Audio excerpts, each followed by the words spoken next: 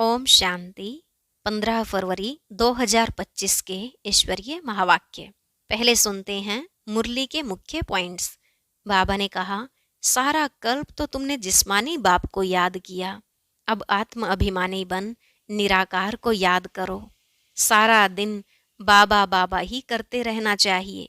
यह बाप तुमको दैवी श्रेष्ठ कर्म और धर्म सिखला रहे हैं, तो अपने ऊपर बहुत ध्यान रखना है, कभी कोई आसुरी कर्म न हो।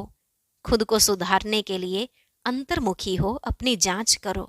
अगर मुख से कोई कुवचन निकले या कुदृष्टि जाए तो खुद को फटकारना चाहिए।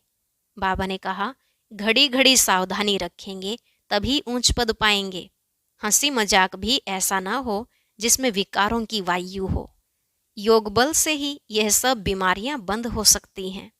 राज्य लेना कोई मासी का घर थोड़े ही है, पुरुषार्थ तो करना पड़े। योग में बैठ बाप की याद के बदले कोई की देह तरफ ख्याल जाता है तो समझना चाहिए यह भी माया का वार है, मैं पाप कर रहा हूँ। परंतु बहुतों की चलन ऐसी रहती जैसे अज्ञानी मनुष्य की होती है, वह किसी का क्या कल्याण करेंगे। लास्ट में बाबा ने कहा, कोई से भी पैसा आदि तब तक नहीं लेना चाहिए जब तक पक्का ब्राह्मण न बन जाए। उन्हें बोलो कि पहले प्रतिज्ञा करो, हम पवित्र रहेंगे, तभी हम आपके हाथ का खा सकते हैं या कुछ ले सकते हैं। अब सुनते हैं महावाक्यों को विस्तार से। बाबा ने कहा, मीठे बच्चे, बाप तुम्हें दैवी धर्म और श्रेष्ठ कर्म सिखलाते हैं, इसलिए तुमसे कोई भी आसुरी कर्म नहीं होने चाहिए।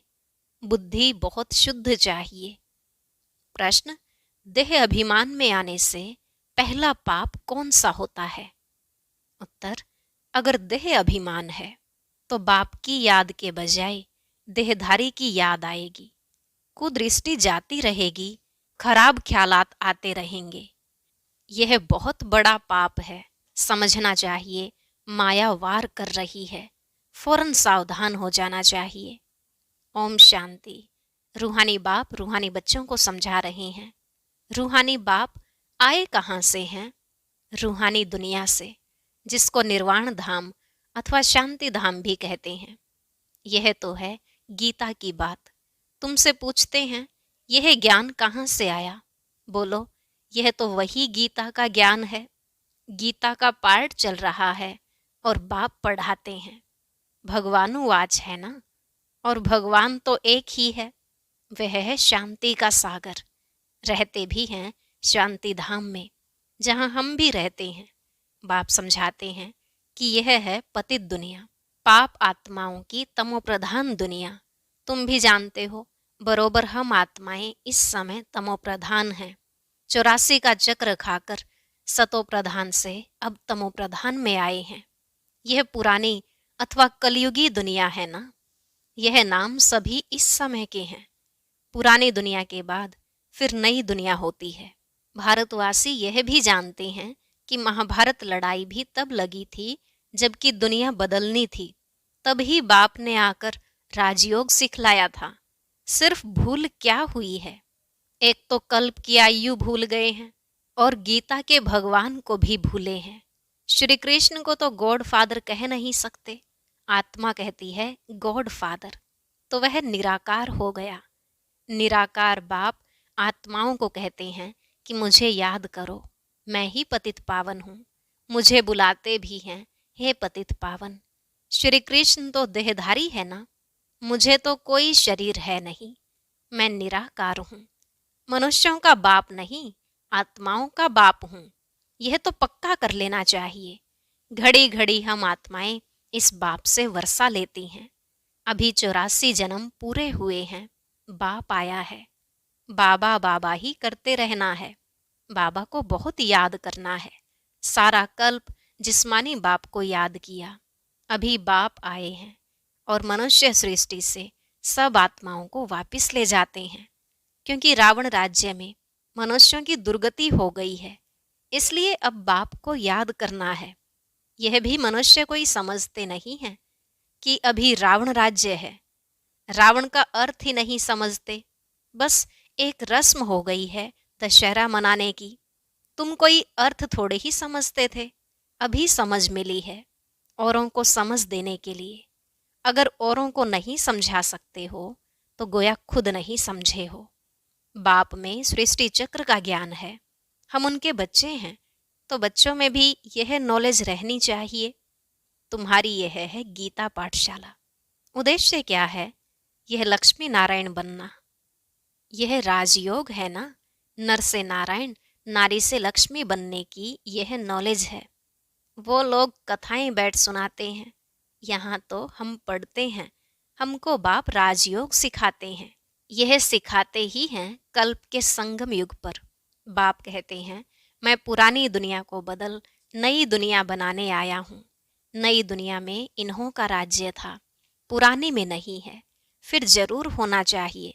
चक्र तो जान लिया है, मुख्य धर्म है 4। अभी डीटिज्म है नहीं, दैवी धर्म भ्रष्ट और दैवी कर्म भ्रष्ट बन पड़े हैं। अभी फिर तुमको दैवी धर्म श्रेष्ठ और कर्म श्रेष्ठ सिखला रहे हैं, तो अपने पर ध्यान रखना है। हमसे कोई आसुरी कर्म तो नहीं होते हैं। माया के कारण कोई खराब ख्यालात तो बुद्धि में नहीं आते हैं, कुदृष्टि तो नहीं रहती है।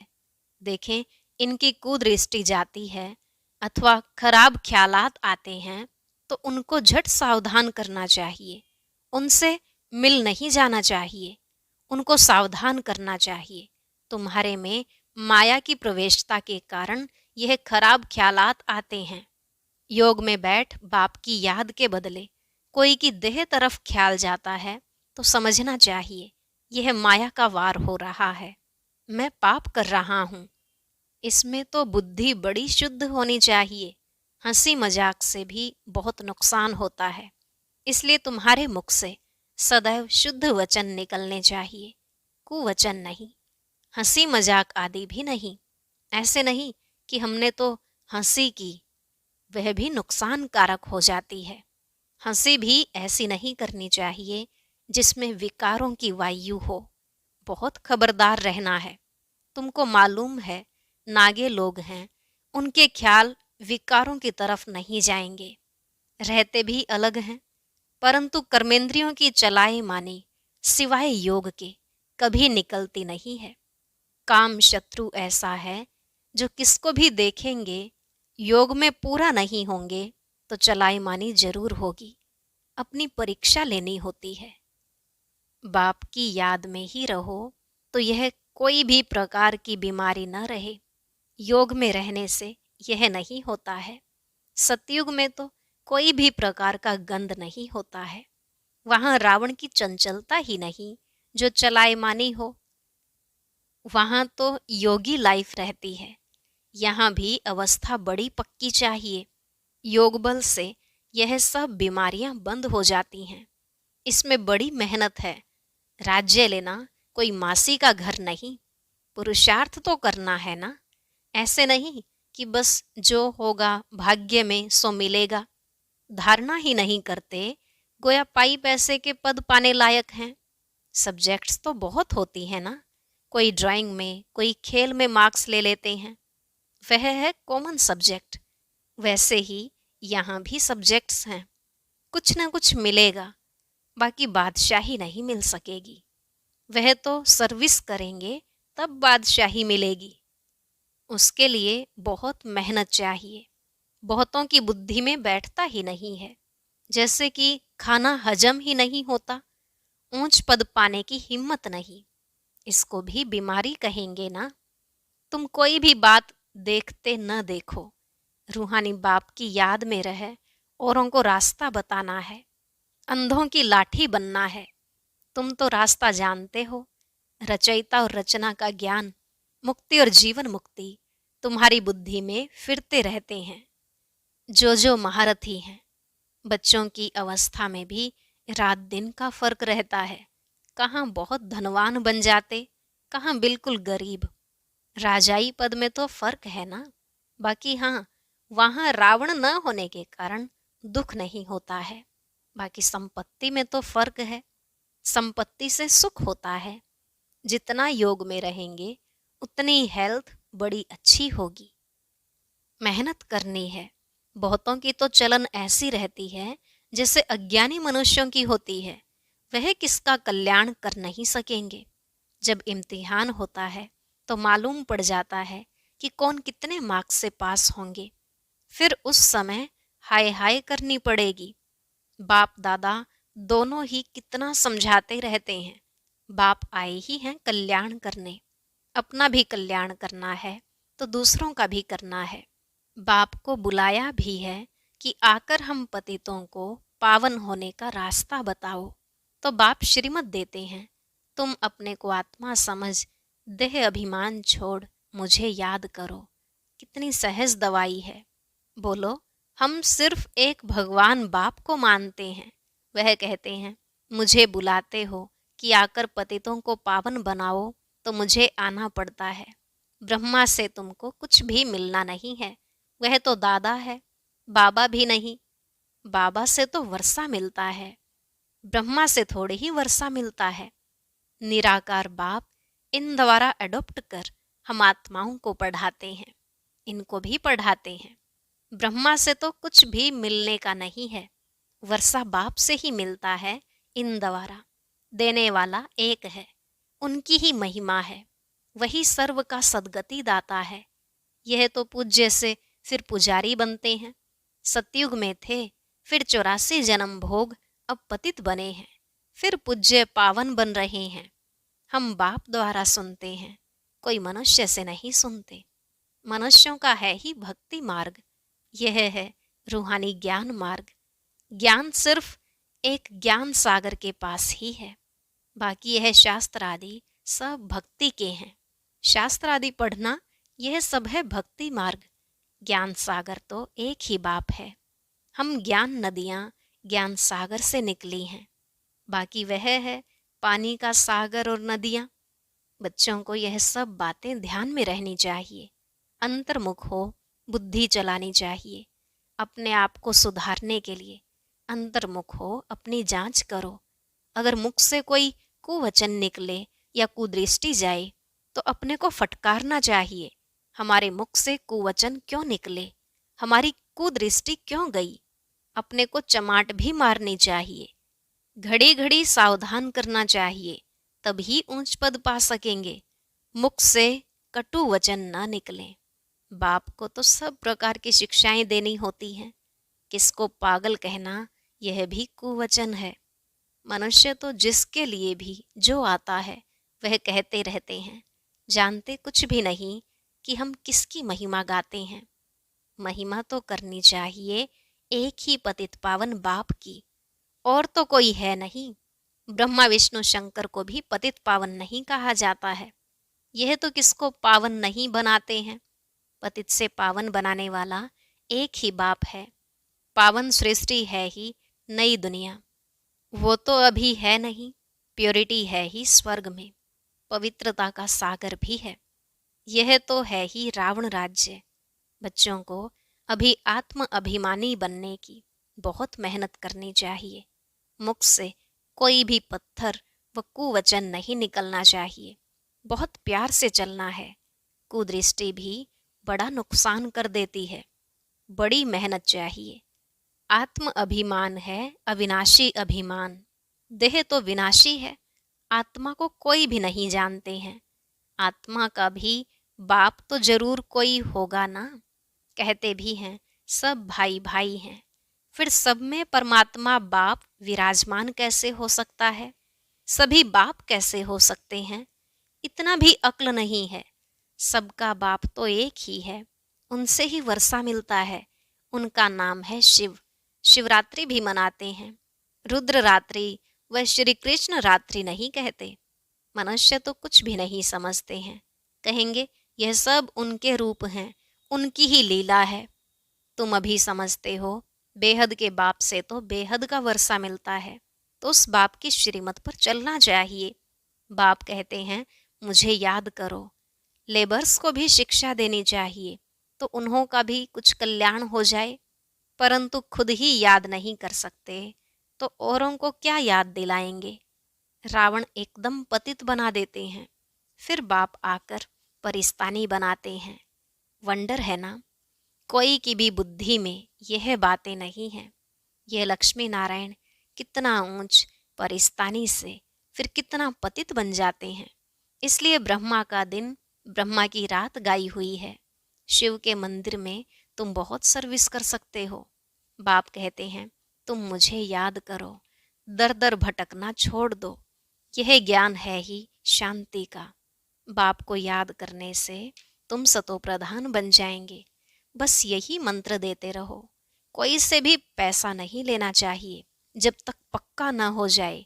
बोलो, प्रतिज्ञा करो कि हम पवित्र रहेंगे, तब हम तुम्हारे हाथ का खा सकते हैं, कुछ भी ले सकते हैं।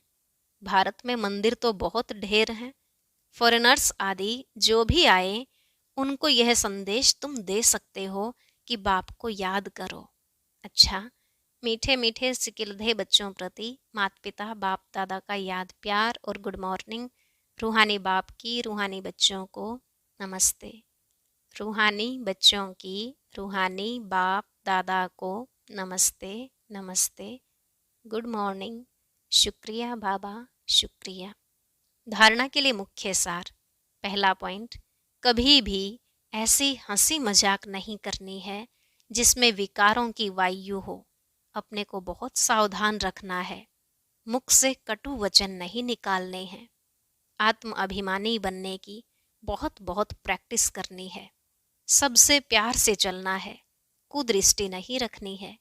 कुदृष्टि जाए तो अपने आप को आप ही सजा देनी है। आज का वरदान, निरंतर याद और सेवा के बैलेंस से बचपन के नाज नखरे समाप्त करने वाले वानप्रस्थी भव। निरंतर याद और सेवा के बैलेंस से बचपन के नाज नखरे समाप्त करने वाले वानप्रस्थी भव। बाबा ने कहा, छोटी छोटी बातों में संगम के अमूल्य समय को गंवाना बचपन के नाज नखरे हैं। अब यह नाज नखरे शोभते नहीं। वानप्रस्थ में सिर्फ एक ही कार्य रह जाता है, बाप की याद और सेवा। इसके सिवाय और कोई भी याद न आए। उठो तो भी याद और सेवा, सो तो भी याद और सेवा। निरंतर यह बैलेंस बना रहे। त्रिकालदर्शी बनकर बचपन की बातें व बचपन के संस्कारों का समाप्ति समारोह मनाओ, तब कहेंगे वानप्रस्थी। स्लोगन, सर्व प्राप्तियों से संपन्न आत्मा की निशानी है संतुष्टता। संतुष्ट रहो और संतुष्ट करो। सर्व प्राप्तियों से संपन्न आत्मा की निशानी है संतुष्टता। संतुष्ट रहो और संतुष्ट करो। अव्यक्त इशारे, एकांत प्रिय बनो। एकता और एकाग्रता को अपनाओ। एकांत एक तो स्थूल होती है, दूसरी सूक्ष्म भी होती है। एकांत के आनंद की अनुभवी बन जाओ तो बाह्य मुक्ता अच्छी नहीं लगेगी। अव्यक्त स्थिति को बढ़ाने के लिए एकांत में रुचि रखनी है। एकता के साथ एकांत प्रिय बनना है। अच्छा, ओम शांति। अब सुनते हैं आज की अव्यक्त मुरली। इसके लिए ऊपर दिए गए बॉक्स पर क्लिक करें।